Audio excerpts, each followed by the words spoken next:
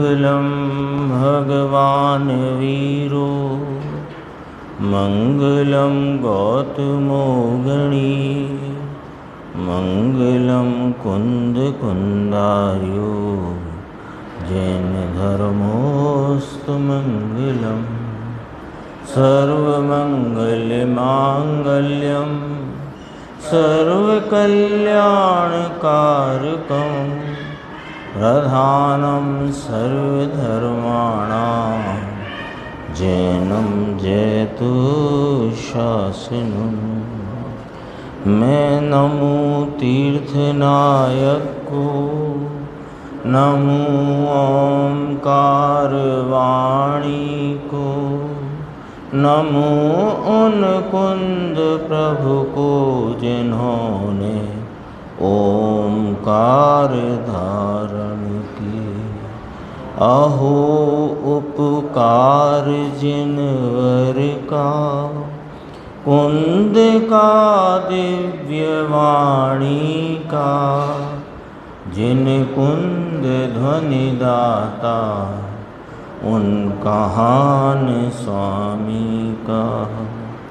चिदानंद एक रूपाए जिनाए परमात्मने परमात्म प्रकाशाए नित्यं सिद्धात्मने नमः।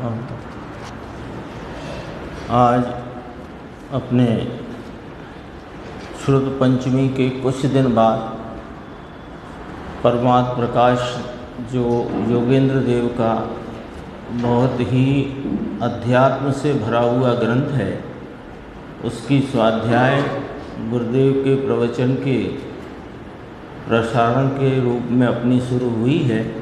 साथ के साथ अपनी भी स्वाध्याय इस पर चलती चलेगी। ये ग्रंथ पर गुरुदेव श्री के 2 बार प्रवचन हुए हैं, 75, 76 या 76, 77 और 66 के 65, 66 के दरमियान में। तो इसकी थोड़ी सी अपन प्रस्तावना देखते हुए चलते हैं। इसमें देखो जो बात आई ना, योगेंद्र देव ईस्वी सन 6वीं शताब्दी में हुए, है ना। ईस्वी सन 6वीं, अभी चलती है 21वीं, यानी 1500 वर्ष पहले योगेंद्र देव हुए। तो और इसके टीकाकार जो है उनकी अपन यहाँ देखते हैं। परमात्म प्रकाश ग्रंथ के टीकाकार श्री ब्रह्मदेव सूरी। तो ब्रह्मदेव जी भी अध्यात्म रसिक महान आचार्य थे। उनका मूल नाम देव था, देव उनका नाम था। और बाल ब्रह्मचारी होने से और ब्रह्मचर्य का बहुत रंग होने के कारण ब्रह्म उनकी उपाधि हो गई, तो वे कहलाए ब्रह्मदेव। और आचार्य थे तो सूरी, तो ऐसे ब्रह्मदेव सूरी उनका नाम आचार्य के पद के साथ कहने में आता है। तो ब्रह्म उनकी उपाधि हो जाने से ब्रह्मदेव नाम पड़ा। वे ईस्वी सन 1070 से 1110 के दौरान हुए, यानी 6वीं शताब्दी में हुए। मूल ग्रंथकर्ता योगेंद्र देव, और उनके लगभग 500 वर्ष के बाद, 500 साढ़े 500 वर्ष के बाद जो टीकाकार ब्रह्मदेव सूरी, जो इन्होंने 1070 से 1110 के बीच में हुए हैं, ऐसा माना जाता है। फिर पंडित दौलत राम जी ने संस्कृत टीका का आधार लेकर अन्वयार्थ लिखा तथा उनके समय की प्रचलित देश भाषा ढूंढारी में सुबोध टीका रची है। ग्रंथ 2 महाअधिकारों में विभाजित है। आत्मा परमात्मा किस प्रकार हो, इसका अत्यंत सुंदर वर्णन इस ग्रंथ में दृष्टिगोचर होता है। तो प्रथम अधिकार में भेद विवक्षा से आत्मा के 3 भेद बताए, बहिरात्मा, अंतरात्मा और परमात्मा। तो प्रत्येक संसारी जीव को भेद ज्ञान निरंतर भाना चाहिए, ऐसी प्रेरणा रूप इसका विस्तार से वर्णन करके परमात्मा होने की भावना बतलाई है। इसलिए इसका नाम परमात्म प्रकाश है, क्योंकि प्रत्येक जीव स्वरूप से परमात्मा है, परिणति में अनादि से बहरात्मपना है। तो जो अपने परमात्म स्वरूप को पहचान कर बहरात्मपना छोड़कर अंतरात्मपने में प्रवृत्त करता है, वही अंतरात्मा पूर्ण परमात्म दशा को प्राप्त करके आत्मा से परमात्मा हो जाता है। पूरी बात आ गई ना इसमें। यही चर्चा पूरे इस ग्रंथ में ली गई है पहले अधिकार में। फिर द्वितीय अधिकार में प्रथम मोक्ष और मोक्ष के फल की रुचि होने के लिए सर्वप्रथम मोक्ष और मोक्ष के फल का स्वरूप बताया गया है। ये इस ग्रंथ में जो विषय आया है उसको अपन ने यहाँ संक्षेप में देखा। और इसके टीकाकार कौन है, और हिंदी जो सुबोध टीका वो किसने की है, तो वो पंडित दौलत राम जी ने की है। संस्कृत टीका ब्रह्मदेव सूरी की है और मूल ग्रंथकर्ता आचार्य योगेंद्र देव हैं। इस प्रकार अपन ने इस बात को समझा। अब अपन चलते हैं इसके मंगलाचरण पर, जो ब्रह्मदेव सूरी ने किया। पेज नंबर आप पुस्तक के अनुसार आएगा, 1 होगा मेरे, हाँ 1 नंबर पेज पुस्तक के अनुसार देखना। श्रीमद् ब्रह्मदेव कृत संस्कृत टीका, उसका मंगलाचरण। चिदानंदेक रूपाय जिनाय परमात्मने परमात्म प्रकाशाय नित्यं सिद्धात्मने नमः। इसके बाद इस टीका में उन्होंने वर्णन करते हुए जो संस्कृत टीका है, फिर उसकी यहाँ दौलत राम जी ने मंगलाचरण में 2 दोहे कहे। ये पेज नंबर 3 पे देखना। चिदानंद चिद्रूप जो जिन परमात्म देव सिद्ध रूप सुविशुद्ध जो नमो ताहि करिसे परमात्म निज वस्तु जो गुण अनंतमय शुद्ध ताहि प्रकाशन के निमित्त बंधु देव प्रबोध। यहाँ इसका अर्थ अपन देखते हैं।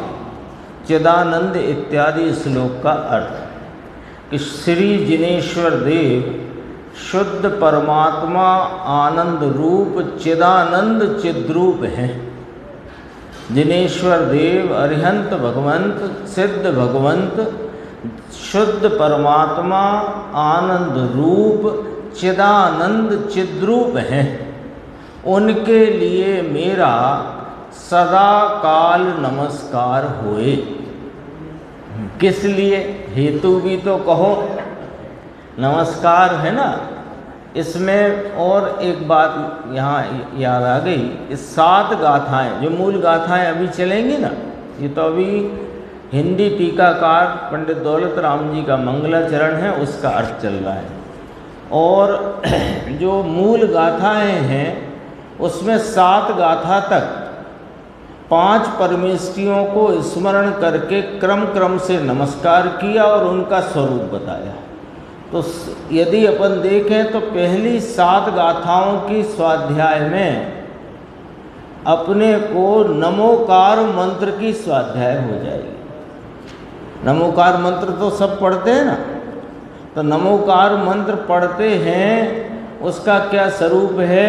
आज गुरुदेव श्री के व्याख्यान में भी ये बात आई कि जो आगम में इस प्रकार नहीं है जैसा अपन लोग बोलते हैं, है ना। अपन बोलते हैं नमो अरिहंताणम नमो सिद्धाणम, इस प्रकार नहीं है। उसका पूरा ऐसा है, नमो लोए सब त्रिकालवर्ती अरिहंताणम, नमो लोए सब त्रिकालवर्ती सिद्धाणम, नमो लोए सब या सर्व त्रिकालवर्ती आयरियाणम। नमो लोए सर्व त्रिकालवर्ती उपध्यायाणम। नमो लोए सर्व त्रिकालवर्ती साहूणम। ऐसे करके है। यद्यपि अंत दीपक में अपन बोलते हैं नमो लोए सब साहूणम, वो सब में है। अंत दीपक है ना, तो वो लोए है और त्रिकालवर्ती लेना, सर्व का सर्व में समा गया वो।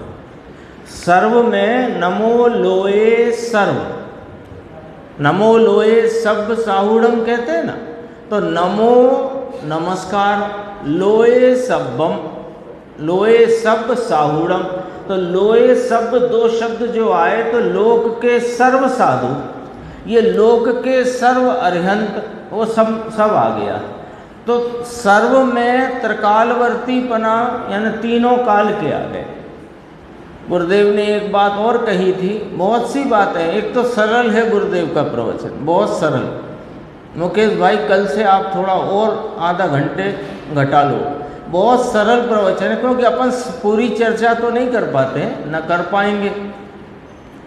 वो छोटी छोटी बातें इन परमात्म प्रकाश के प्रवचन में गुरुदेव श्री ने छोटी छोटी बहुत गंभीर बातें इसमें कही हैं, है ना। सिद्ध अनादि के हैं, तो कोई अनादि से ऐसा काल नहीं रहा कि जब सिद्ध ना हो रहेगा। कोई काल ऐसा ना रहा जब सिद्ध ना रहेगा, और कोई अनादि से सिद्ध होए ऐसा भी नहीं है। अब जीव अपेक्षा लेना, कोई जीव अनादि से सिद्ध हो ऐसा नहीं है, और अनादि से कोई काल ऐसा नहीं कि जब सिद्ध ना हो।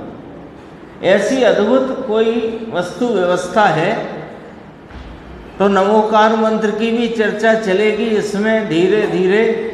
और अभी तो कहते हैं कि किस लिए मेरा सदा काल नमस्कार हो, कि परमात्मा के स्वरूप को प्रकाशने के लिए। कैसे हैं वे भगवान जिनको मेरा नमस्कार हो, कि शुद्ध परमात्मा स्वरूप के प्रकाशक हैं, यानी वे निज और पर सबके स्वरूप को प्रकाशते हैं।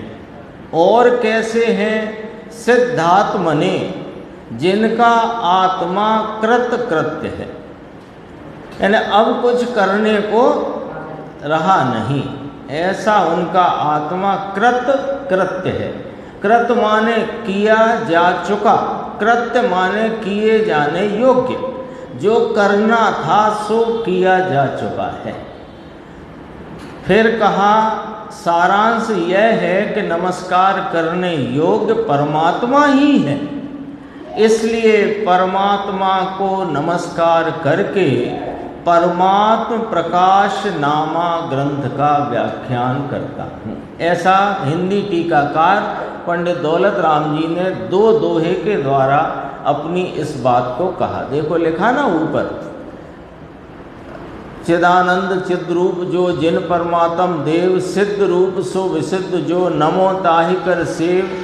क्यों कि परमात्म निज वस्तु जो गुण अनंत में शुद्ध, परमात्म निज वस्तु जो गुण अनंत में शुद्ध, ताहि प्रकाशन के निमित्त बंधु देव प्रबुद्ध।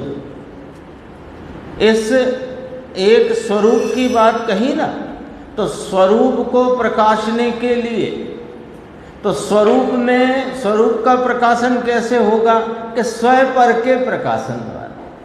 ऐसा लिया। देखो शुद्ध परमात्मा स्वरूप के प्रकाशक हैं, अर्थात निज और पर सबके स्वरूप को प्रकाशते हैं। अब अपन आते हैं गाथा पर।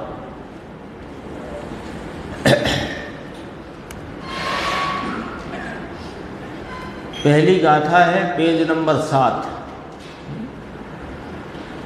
जे जाया झाणी अज्ञेयम कम कलंक डहेवी, निच निरंजन नाण मैं ते परम प्रणवेवी।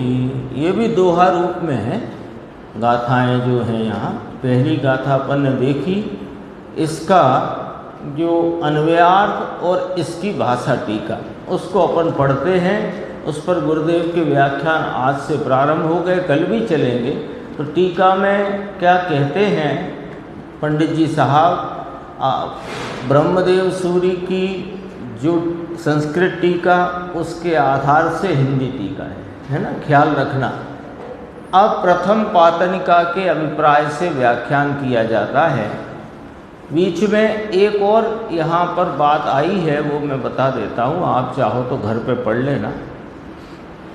जो अपन ने अभी जो दौलत राम जी के दो दोहे का अर्थ पढ़ा ना, उसके बाद इस पूरे ग्रंथ में किस क्रम से किस विषय का वर्णन है वो इसमें पूरा लिखा हुआ है। योगेंद्र देवकृत परमार्थ प्रकाश नामा दोहक छंद ग्रंथ, दोहा में हैं ये गाथाएं। उनमें दोहों को छोड़कर व्याख्यान के लिए अधिकारों की क्या परिपाटी है कि पहले पंच परमेष्टि के नमस्कार की मुख्यता करके 7 दोहे जानना, फिर आगे इस प्रकार कितने दोहे में किस किस विषय की चर्चा है वो अपन पढ़ सकते हैं समय निकाल कर। अपन आते हैं इसकी अन्वयार्थ पर। पेज नंबर है 8 नीचे। ग्रंथकर्ता श्री योगेंद्र आचार्य देव ग्रंथ के आरंभ में मंगल के लिए इष्ट देवता श्री भगवान को नमस्कार करते हुए एक दोहा छंद कहते हैं। जो अपन ने अभी दोहा प्राकृत का पढ़ा उसका हिंदी।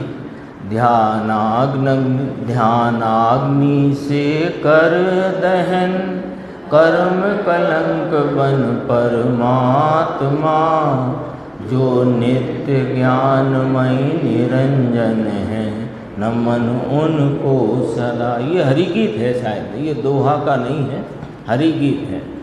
दोहा में तो अंतिम में दीर्घ के बाद लघु आता है, इसमें ऐसा नहीं है। जो भी हो खैर, अन्वयार्थ।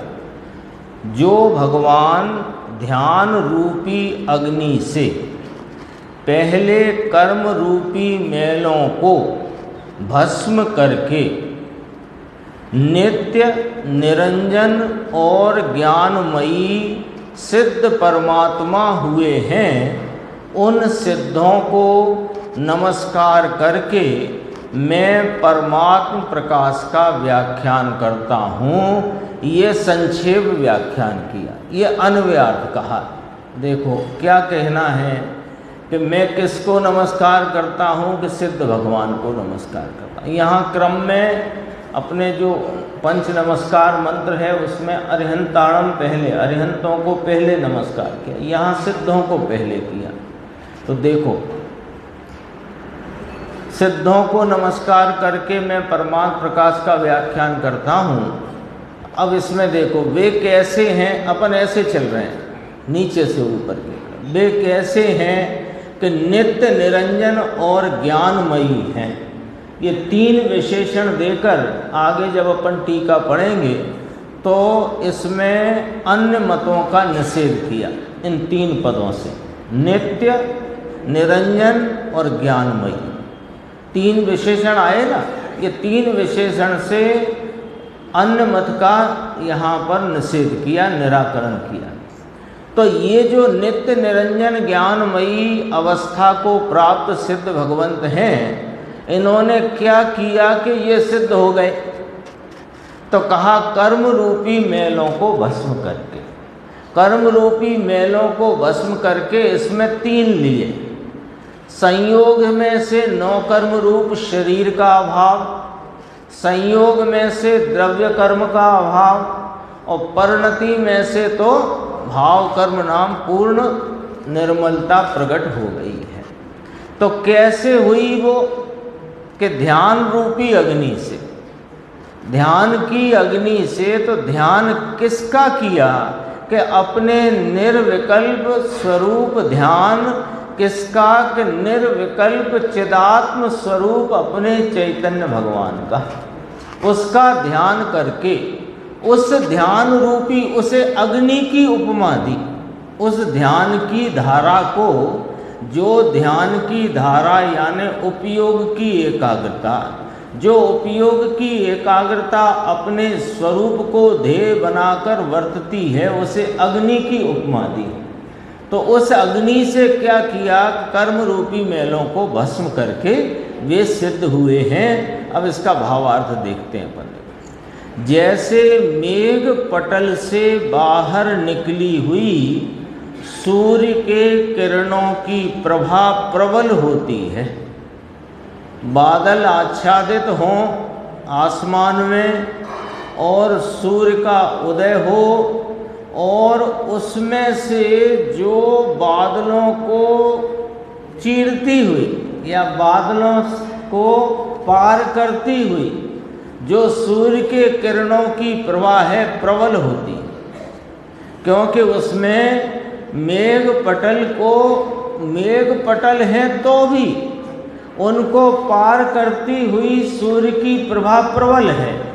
उसी तरह कर्म रूप मेघ समूह के विलय हो जाने पर, ये उपमा से बात की है, कर्म से कोई आत्मा का ज्ञान ढक जाता है ये वाली बात नहीं है।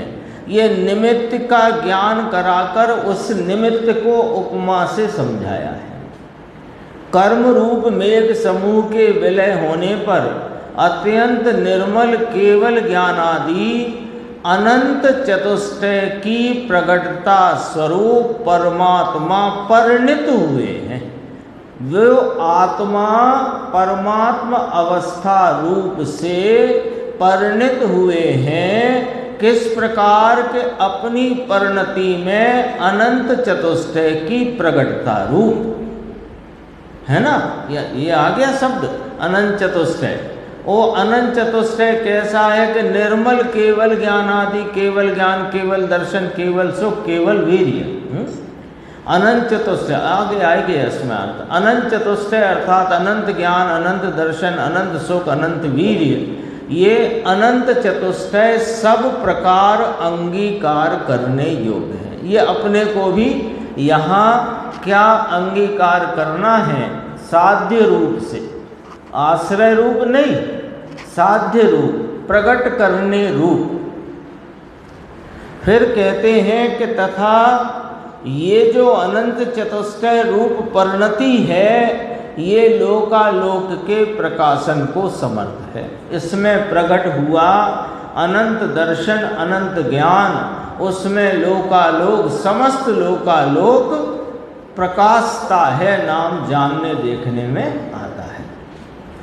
जब सिद्ध परमेष्टि अनंत चतुष्टय रूप परिणमे तब कार्य समय सार हुए। अब जरा थोड़ी एकाग्रता से देखेंगे अपन, इसमें बहुत गंभीर भाव है पहली ही गाथा, लेकिन उसकी टीकाकार ब्रह्मदेव सूरी उसका अर्थ करते हुए दौलत राम जी ने भाव गंभीर भरे। देखो, हाँ, नियम सार की शैली ली, पर उसको समझना है। जब सिद्ध परमेष्टि अनंत चतुष्टय रूप परिणमे तो कार्य समय सार हुए। कार्य समय सार दशा को उन्होंने प्राप्त कर लिया। तो कार्य समय सार हुए। अब सुनना ध्यान से, अंतर आत्म अवस्था में कारण समय सार थे। यहाँ जो साधक अवस्था है उसे कारण समय सार कहा, और जो साध्य रूप सिद्ध अवस्था है उसे कार्य समय सार कहा। ये समझना। तो नियम सार में ये त्रिकाली भगवान आत्मा अपना ध्रुव सामान्य, इसे कारण परमात्मा या कारण समय सार कहा। इस कारण समय सार के अवलंबन से प्रगटी हुई साधक अवस्था, उसको भी यहाँ कारण समय सार कहा, क्योंकि उस साधना के द्वारा साध्य की प्राप्ति हुई है। इसलिए अपने स्वरूप के आलंबन से प्रगति, ये नहीं भूलना पहली पंक्ति। स्वरूप का आलंबन माने त्रिकाली कारण तत्व के आलंबन से प्रगति जो कारण समय सार रूप आत्म आराधना, जिसके द्वारा साध्य अवस्था रूप सिद्ध अवस्था नाम कार्य समय सार की प्राप्ति हुई। ये वाली बात यहाँ है। जब कार्य समय सार हुए तब सिद्ध पर्याय परिणति की प्रगटता रूप कर रूप कर, यहाँ कर शब्द का प्रयोग आएगा, है ना। तो प्रगटता रूप होकर शुद्ध परमात्मा हुए। जैसे उदाहरण, जैसे सोना अन्य धातु के मिलाप से रहित हुआ अपने 16 बान रूप प्रकट होता है शुद्ध सोना, उसी प्रकार कर्म कलंक रहित सिद्ध पर्याय रूप वे पर्ण में। जैसे सोना अन्य धातुआं कीट आदि जो है उन सब का संयोग छूट गया, तो अपने हाथ में क्या आया कि 16 बाण यानी 16 ताप के द्वारा ही हुई ना वो सब अशुद्धता का संयोग दूर। तो अपने हाथ में क्या आया, शुद्ध सोना। तो ऐसे ही सिद्ध पर्याय जो प्रगति है उस समस्त कर्म कलंक को दूर करके प्रगति है। अब यहाँ कहते हैं पंचास्तिकाय ग्रंथ में भी कहा है कि पर्याय आर्थिक नय से इस बात को समझना, जो पर्याय आर्थिक नय से अभूतपूर्वो हवद सिद्धो, अभूतपूर्व कार्य है। सिद्धत्व की प्राप्ति अभूतपूर्व है, पहले तो हुआ नहीं, तो अभूतपूर्व है। अभूतपूर्वो हवद सिद्धो, अर्थात जो पहले सिद्ध पर्याय कभी नहीं पाई थी वह कर्म कलंक के विनाश से पाई। तो ये अवस्था की प्राप्ति हुई, उनको मैं नमस्कार करता हूँ। अन्वयार्थ मिलाते जाएंगे अपन। देखो, जो भगवान ध्यान रूपी अग्नि से कर्म रूपी मैलों को भस्म करके सिद्ध हुए ना, उनको मैं नमस्कार करता हूँ। तो किसको नमस्कार करता हूँ? सिद्ध परमात्मा को। वे कैसे सिद्ध हैं कि कर्म कलंक को दूर करके वे सिद्ध हुए। ये वाली बात आई ना। अब देखो आगे, सारांश यह है कि ये जो दो शब्द आए थे ना, निर्देश भाई, अंकुर भाई, ध्यान करना, दो शब्द आए थे कौन से? कार्य समय सार और कारण समय सार, ये आए थे ना। और कारण समय सार रूप आत्म आराधना प्रगति किसके आलम्बन से? अपना त्रिकाली कारण तत्व, उसके आलम्बन से। ये बात थोड़ी दोबारा से स्मृति में ले लो। कारण तत्व और कार्य तत्व, या कारण समय सार, कार्य समय सार। तो कारण समय सार आत्मा की आराधना, कार्य समय सार सिद्धत्व पद की प्राप्ति। तो आत्म आराधना रूपी कारण समय सार कैसे प्रगटा? के अपने कारण तत्व के आलम्बन से। बात आ गई ख्याल में? तो उस बात को ख्याल में लेकर अब ये पंक्ति पढ़ेंगे अपन। सारांश यह है कि शक्ति रूप तो पहले ही था, त्रिकाली कारण तत्व, लेकिन व्यक्ति रूप सिद्ध पर्याय पाने से हुआ। जैसा यह त्रिकाल अनादि अनंत ध्रुव परिपूर्ण पवित्र वस्तु तत्व है, तो ये कब से है ऐसा? अनादि से। कब तक रहता है ऐसा? अनंत काल तक। अभव्य हो वो भी और भव्य हो वो भी। अभव्य और भव्य की शक्ति रूपता में किंचित अंतर नहीं है। अंतर पड़ता है व्यक्ति माने प्रगटता, तो प्रगटता में और प्रगटता की योग्यता में। अभव्य क्यों कहा? उसमें प्रगटता की योग्यता नहीं, तो अभव्य कहा। और भव्य किसे कहा? जिसमें प्रगटता की योग्यता है। तो किसकी प्रगटता? कि वो शक्ति की, जो भव्य में भी तीनों काल है और अभव्य में भी तीनों काल। तो कहा शक्ति रूप तो पहले ही था, लेकिन व्यक्तिपना कब आया, प्रगटता कब हुई? कि सिद्ध पर्याय को प्राप्त करने से हुआ। शुद्ध द्रव्यार्थिक नय से सभी जीव सदा शुद्ध ही हैं। सभी जीव, जो मच्छर आके बैठ गया हाथ पे वो भी, और जो उड़ गया वो भी, और हम हैं वो भी। सभी जीव शुद्ध द्रव्यार्थिक नय से शुद्ध, सदा शुद्ध ही हैं। ऐसा ही द्रव्य संग्रह में कहा है। तो ये ब्रह्मदेव सूरी इसको भी साथ के साथ यहाँ अन्य ग्रंथों का संदर्भ भी देते जाते हैं। सब्बे शुद्धाहु शुद्धणया, सब्बे माने सभी, शुद्धाहु माने शुद्ध ही हैं, शुद्ध नय से। शुद्ध नय कहो कि द्रव्यार्थिक नय कहो, तो सभी शुद्ध ही है, सभी जीव सदा शुद्ध ही हैं, शुद्ध द्रव्यार्थिक नय से। अर्थात शुद्ध नय से सभी जीव शक्ति रूप शुद्ध हैं, और पर्यायार्थिक नय से व्यक्ति में शुद्धता हुई, इसको कहा सिद्ध। ऐसे सिद्धों को मेरा नमस्कार हो। अभी देखो ये कैसे हो गए। शुद्ध शक्ति में तो सभी हैं, सभी जीव शुद्ध नय से, शुद्ध द्रव्यार्थिक नय से सदा काल शुद्ध ही हैं। ऐसे जो शुद्ध हैं वे जीव व्यक्तता नाम प्रगटता में सिद्धत्व रूपी पूर्ण शुद्धता की प्रगटता उन्होंने कैसे करी, उपाय भी साथ बताते हैं, है ना। क्योंकि सभी जीव सिद्ध सम हैं, तो सिद्ध सम है, सिद्ध कौन है कि जो व्यक्ति में सिद्ध, व्यक्ति नाम प्रगटता में जिनको सिद्ध भाव प्रकट हुआ। तो कैसे हुआ ये भी बताओ। तो ब्रह्मदेव सूरी बताते हैं, बहुत मीठी टीका लिखते हैं ब्रह्मदेव सूरी।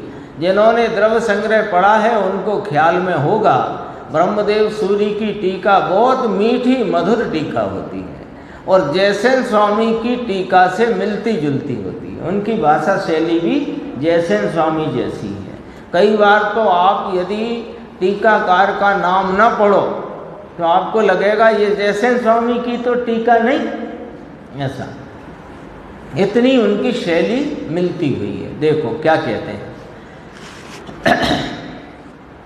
ध्यान अग्नि के अर्थात ध्यान रूपी अग्नि से कर्म रूपी कलंकों को भस्म किया, तब सिद्ध परमात्मा हुए।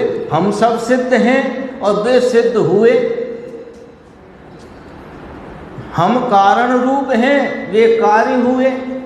हम सब स्वरूप से सिद्ध हैं, वे सिद्ध हुए।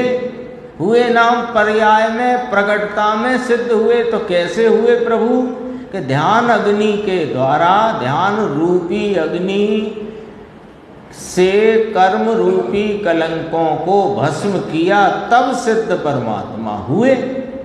वह ध्यान कौन सा है जिसके द्वारा, जैसे अग्नि की उपमा दे करके आपने कहा, और जिससे जो जीव शक्ति में सभी सिद्ध हैं तो वे व्यक्ति नाम प्रगटता में सिद्ध हुए। तो कहा कि ध्यान रूपी अग्नि से हुए। तो वो ध्यान कौन सा है जिससे हुए? ये तो आचार्य भगवान, मुनिराज, ज्ञानी जन बहुत करुणा से सब बात अपने सामने कहते हैं। कौन सा ध्यान है, वह ध्यान कौन सा है? तो सुनो, आगम की अपेक्षा तो वीतराग निर्विकल्प शुक्ल ध्यान है। समझना जरा बात को, क्या कह रहे हैं ब्रह्मदेव सूरी और उसके हिंदी टीकाकार पंडित दौलत राम जी। क्या कहते हैं? दौलत राम जी हुए सन 1800 में, ईस्वी सन 1800 लगभग, और ये 1070 ब्रह्मदेव सूरी ईस्वी सन बताते हैं, और योगेंद्र देव 6वीं शताब्दी ईस्वी सन की 6वीं शताब्दी, है ना। ये अब देखो क्या कहते हैं, वो तो थोड़ा परिचय हो जाए फिर तो अब रोज रोज तो ये बातें कहीं नहीं जाएंगी। देखो कौन सा ध्यान के आगम की अपेक्षा तो वीतराग निर्विकल्प शुक्ल ध्यान है। आगम कहता है ये तो आगम वो और भी ध्यान कहता है, पदस्थ पिंडस्थ रूपस्थ आदि, वे ध्यान भी वास्तव में चरणान योग में उपदेश अपेक्षा उपचार से कहे गए हैं। दरअसल वे भी इस चैतन्य परमात्मा का ही ध्यान है। उसकी भी चर्चा अभी नीचे आएगी। तो अभी पहले ये समझना, आगम की अपेक्षा वीतराग निर्विकल्प शुक्ल ध्यान से सिद्धत्व की प्राप्ति हुई। आगम कहता है ये, वो कोई अन्य ध्यान से नहीं हुई, वीतराग निर्विकल्प शुक्ल ध्यान से हुई। और अध्यात्म की अपेक्षा उस ही ध्यान को, ध्यान दूसरा नहीं है, अध्यात्म अपेक्षा वह ध्यान वीतराग निर्विकल्प रूपातीत ध्यान है। ये क्या अर्थ है? रूपातीत किसको कहा? सिद्ध भगवंत रूपातीत हैं। रूपातीत, रूप जिनका अतीत हो गया है। रूप कौन सा? मूर्तिक पने का संयोग जिनका बीत गया है, रूपातीत कहा ना। रूपी पदार्थ कौन है? मूर्तिक पुद्गल। तो मूर्तिक पुद्गल कौन था? केवल ज्ञान होने तक, अरिहंत अवस्था तक रूपी पुद्गल संयोग में था ना, ये शरीर रूप।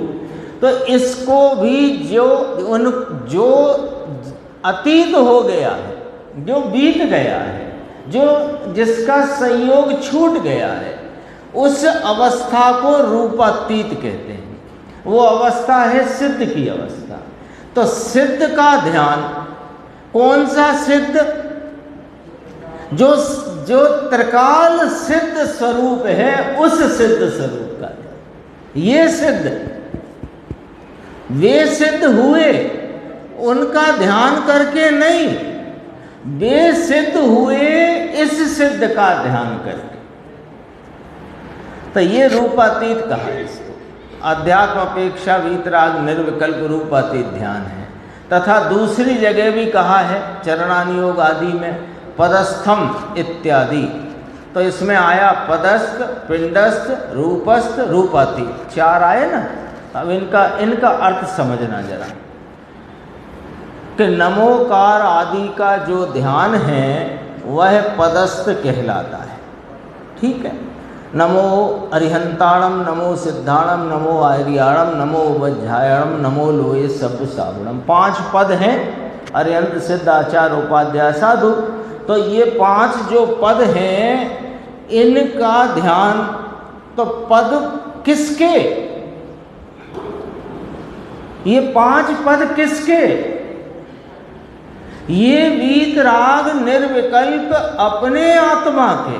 तो इसमें भी वास्तव में आत्मा का ध्यान ही कहा गया है। क्यों? कि ये उपचार किया, 5 परमेष्टियों के स्वरूप को स्मरण में क्यों लिया? अपने स्वरूप के स्मरण के लिए। तो 5 परमेष्टि का ध्यान करना, यानी कि 5 परमेष्टि वे तो पदरूप हैं, और वे पद आत्मा की ही अवस्था है। और उनकी उन अवस्थाओं का स्मरण करके अपने जो अवस्था ही, ये जो आत्मा एक समय की अवस्था से भी भिन्न त्रिकाल सामान्य स्वरूप है, उसका ध्यान करना, ये पदस्थ ध्यान का अर्थ। अब आया पिंडस्थ। पिंड नाम शरीर में ठहरा हुआ जो निज आत्मा है, उसका चिंतन, वह पिंडस्थ है। लो, ये पिंडस्थ ध्यान क्या होता है? कि ये मैं ऐसे बैठा है ना, तो ये मैं वर्तमान शरीर प्रमाण, तो वर्तमान शरीर का ध्यान कराया है कि शरीर प्रमाण विस्तार में रहे हुए ज्ञान, दर्शन, सुख, चारित्र आदि भावों के एक रूप अभेद तत्व को यहाँ पर ध्यान कराया है। और चिदाकार कह कर के जैसे 5 परमेष्टि का नाम स्मरण करके उनका लक्ष्य छुड़ाया है, ऐसे ही पिंडस्थ ध्यान में वर्तमान शरीर प्रमाण मेरा जो आत्मा असंख्यात प्रदेश विस्तार वाला, वह ज्ञान दर्शन सुख चारित्र आदि अनंत गुणों का समुदाय स्वरूप अनंत वैभव का स्वामी, तो अब वो अनंत वैभव का भी लक्ष्य छुड़ाया और चिदाकारता का भी लक्ष्य छुड़ाकर एक चैतन्य भेद का ध्यान, ये पिंडस्थ ध्यान है। समझ लो अर्थ। नहीं तो पदस्थ में 5 पदों का ध्यान, पिंडस्थ में चिदाकार अपना आत्मा। अरे चिदाकार को शरीर के लक्ष्य से देखना ये तो व्यवहार में डालो, पर शरीर के लक्ष्य से आत्मा देखते हुए शरीर का लक्ष्य छोड़े तो फिर वह एक पिंडस्थ ध्यान है, और नहीं तो शरीर का ध्यान है। आई बात ख्याल में आई कि नहीं आई? बैठकर शरीर का ध्यान करते हैं, यानी शरीर में इस शरीर प्रमाण आत्मा हूँ, मेरे ज्ञान ज्ञान ज्ञान मेरा ज्ञान पूरे विस्तार में है। अब वो विस्तार शरीर का देख रहे कि ज्ञान का, तो लक्ष्य वहाँ से छूट कर गायक भगवान पर आए तो पिंडस्थ ध्यान है। बहुत अर्थ इसमें गंभीर भरे हैं। सर्व चिद्रूप सकल परमात्मा जो अरिहंत देव, उनका ध्यान वह रूपस्थ ध्यान है। क्यों कि आत्मा के परिपूर्ण रूप को प्रकट करने वाले इस जगत में कौन है? रूप को, है ना, याते नासा दृष्टि विराजे, है? ऐसा सब आता है ना वर्णन। ये अरिहंत भगवान रूप का, उनका जो वीतरागी रूप, वो वीतरागी रूप जो 80 नंबर की गाथा, वो रूपस्थ ध्यान है। जो जानता अरिहंत को द्रव्य पने गुण पने पर्याय पने, जो जानदि अरिहंतम दब्बत गुणत पज्जते हिम, ते जानदि क्या क्या ते जानदि अप्पाणम तस्य मोह लयम। तो वो अरिहंत देव का ध्यान, यानी अब ये उपचार है यशवंत भाई, उपचार है कि अरिहंत देव का रूप देखकर अपने स्वरूप में आ जाना और उनका लक्ष्य छोड़ देना, ये रूपस्थ ध्यान है। अब चौथा है रूपातीत ध्यान, जिसकी बात तो अध्यात्म अपेक्षा आ गई थी। और निरंजन सिद्ध भगवान का ध्यान रूपातीत का, जैसे सिद्ध विराजते हैं ऐसा ही नित्य निरंजन निष्कलंक मेरा स्वरूप है, ऐसा उनके स्मरण के द्वारा उनका लक्ष्य छोड़कर स्वरूप का लक्ष्य करना, ये रूपातीत ध्यान है। उन ध्यान की बात आई ना ख्याल में। वस्तु के स्वभाव से विचारा जाए तो शुद्ध आत्मा का सम्यक दर्शन, सम्यक ज्ञान, सम्यक चारित्र रूप, अभेद रत्नत्रयमयी जो निर्विकल्प समाधि है, उससे उत्पन्न हुआ वीतराग परमानंद समरसी भाव, सुख रस का आस्वाद, वही जिसका स्वरूप है ना। कि कैसे ये ध्यान का स्वरूप क्या, कि उसमें वीतराग परमानंद समरसी भाव का स्वाद है। यदि वहाँ पर कसाय की कलुषितता का स्वाद है तो हमारा लक्ष्य कहीं और है, हमारे ध्यान का ध्येय कोई और है, वो आत्मा नहीं। पहचान है इसकी। वीतराग परमानंद समरसी भाव सुखरस का आस्वाद, वही जिसका स्वरूप है, ऐसा ध्यान का लक्षण जानना चाहिए। अपने को देखो लग रहा होगा जयसेन स्वामी की टीका जैसी शैली है। इसी ध्यान के प्रभाव से कर्म रूपी मैल, वही हुआ कलंक, उसको ही कलंक कहते हैं, उसको भस्म करके सिद्ध हुए हैं। कर्म कलंक अर्थात द्रव्य कर्म, भाव कर्म, इनमें से जो पुद्गल पिंड रूप ज्ञानावरणादि 8 कर्म, वे द्रव्य कर्म हैं, और रागादिक संकल्प विकल्प परिणाम भाव कर्म कहे जाते हैं। इसकी व्याख्या संकल्प विकल्प की गुरुदेव श्री के प्रवचन में बहुत ही गंभीर और समय सार के कलश 10 से आने वाली है, वो अपन देखेंगे। यहाँ भाव कर्म का दहन अशुद्ध निश्चय से हुआ। अभी और देखो, ये भाव कर्म का दहन हुआ, ये अशुद्ध निश्चय का विषय है, और द्रव्य कर्म का दहन हुआ ये असद्भूत अनुपचरित व्यवहार में से। ये नए की बात आ गई। देखो इसमें अभी क्या बात आई थी, अभी कैसे करके सिद्ध हुए कि ध्यान के द्वारा, तो ध्यान के बारे में चर्चा की। फिर कहते हैं कि उस ध्यान से हुआ क्या कि द्रव्य कर्म भाव कर्म इन कर्मों का दहन हो गया। तो दहन हो गया तो भाव कर्म का जो दहन किया वो अशुद्ध निश्चय से कहा जाता है, और द्रव्य कर्म का जो दहन किया ये असद्भूत अनुपचरित व्यवहार में से कहा जाता है। और शुद्ध निश्चय से तो जीव के बंध मोक्ष दोनों ही नहीं है। ये तो बंध भी नहीं है, मोक्ष भी नहीं है। आगे तीनों नए की बात समझ में आई नहीं आई? देखो, भाव कर्म का दहन अशुद्ध निश्चय से, क्योंकि भाव कर्म जीव की परिणति में वर्तता हुआ विकार था, वो विकार जीव की परिणति में से नाश हुआ, इसलिए अशुद्ध निश्चय ने क्या विषय लिया, निश्चय लिया, लेकिन अशुद्ध निश्चय ने को लिया। और द्रव्य कर्म जो अपनी सत्ता में ही नहीं था, लेकिन आकाश प्रदेश के या आकाश क्षेत्र की अपेक्षा से एक क्षेत्र अवगाह होने से, निकट में रहने से उस पर अनुपचरित कहा, और अपनी सत्ता का नहीं तो असद्भूत कहा। तो असद्भूत कहा, और निकट का है तो अनुपचार कहा, और दहन उसका उसमें उससे हुआ, फिर भी जीवने का किया, ऐसा जो उपचार किया सो ये व्यवहार हुआ। तो ये असद्भूत अनुपचरित व्यवहार है, ठीक है। और शुद्ध निश्चय से तो जीव के बंध मोक्ष है ही नहीं। इस प्रकार कर्म रूप मलों को भस्म करके जो भगवान हुए वे कैसे हैं कि वे भगवान सिद्ध परमेष्ठी नित्य निरंजन ज्ञानमयी हैं।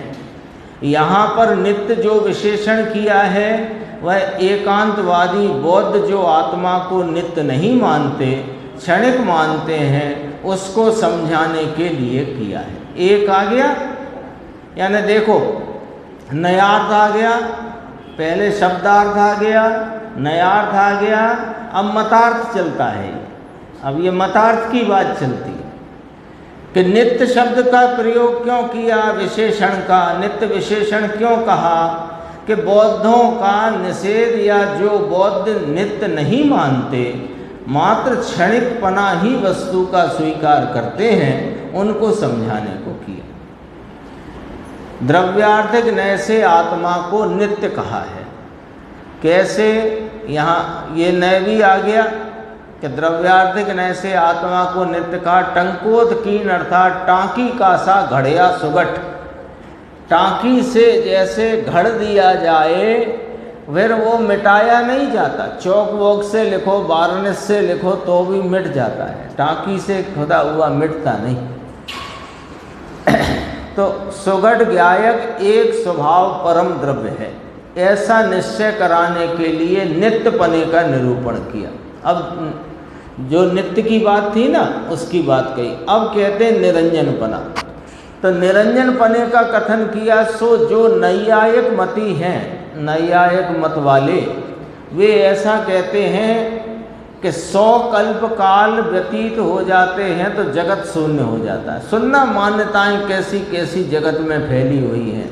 वो तो अपना भाग्य समझो कि अपन सबसे बचा करके ऐसे स्थान और ऐसे कुल, ऐसे परिवार में और ऐसे स्थान में आ गए कि जहाँ अपने को जिनेंद्र परमात्मा का शुद्ध तत्व सुनने मिल रहा है। देखो नैयायिक की मान्यता, 100 कल्प काल चले जाने पर जगत शून्य हो जाता है और सब जीव उस समय मुक्त हो जाते हैं। शून्य हो गया ना जगत। फिर क्या होता है, एक सदाशिव भाई साहब हैं, उनको जगत के करने की चिंता होती है कि अब जगत कैसे, जगत तो सब मुक्त हो गए, अब जगत का क्या करें, जगत की सेटिंग करो। तो वे क्या करते हैं, जो मुक्त हो गए हैं उनमें कर्म रूप अंजन फिर डाल देते हैं और फिर संसार में भेज देते हैं।